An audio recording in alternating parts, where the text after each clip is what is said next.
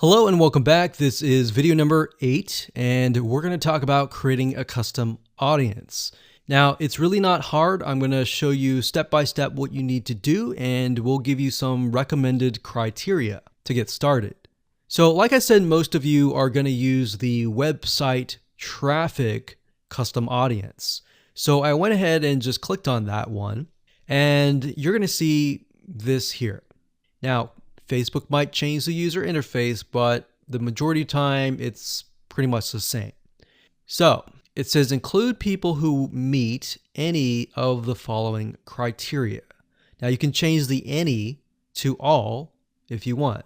So we could say anybody who visits the initial page, any page, or let's say, for example, the blog posts. If somebody visits the blog post, or another blog post, let's say we have 3 different blog posts, then we can say anybody who visits any of these 3 blog posts, let's retarget them. Let's put them in a custom audience. So if it's any, you could say all website visitors in the last 30 days. So it's all website visitors or people who visited a specific web page, or they spend a certain amount of time on your website. And this is really good to have just in case somebody visits really quickly and then leaves. You're most likely not going to want to create a custom audience to somebody who comes to your website and within 5 seconds leaves. You would rather create a custom audience of people who perhaps came, spent about 10 minutes or more, and then you could create a custom audience on that, because that usually means that they are interested in what you have to offer. So you could do that. You could do, specific events like page view, general event, view content, or purchase. Now, if it's a specific web page, then you're going to want to enter the full URL. Or what you could do is you could say anybody who visits a specific web page that has the keyword blog in it or paint, something like a keyword. Now, what I would recommend is to enter the full URL right here. So you could have one here, you could include more like so. So you could click that and include more and more and more.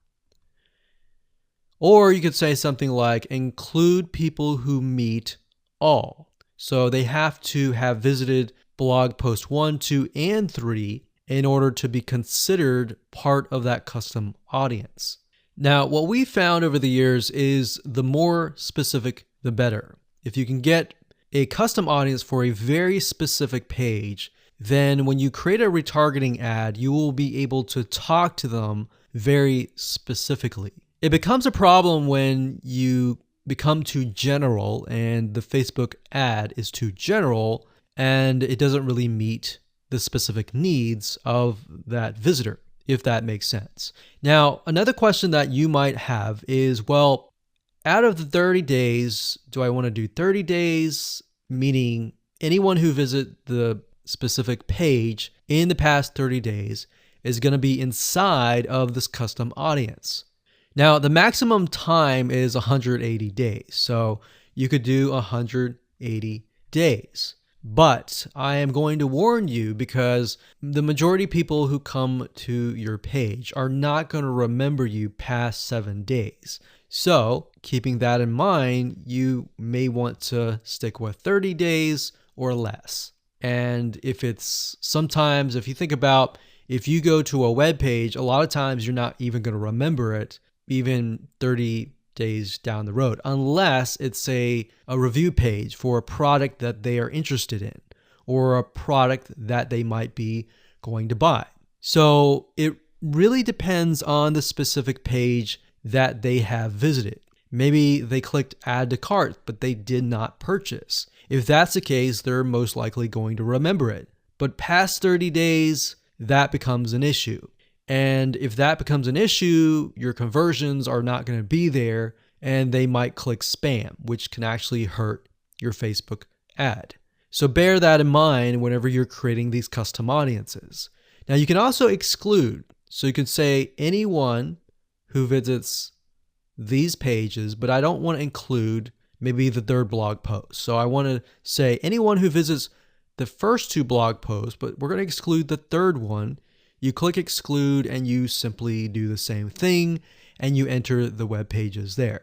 So when you're done and you're ready, simply click on audience name, enter the name of the audience. Now, one thing to keep in mind is when you name the audience, name it something that you are going to remember and use a naming convention that you are going to remember.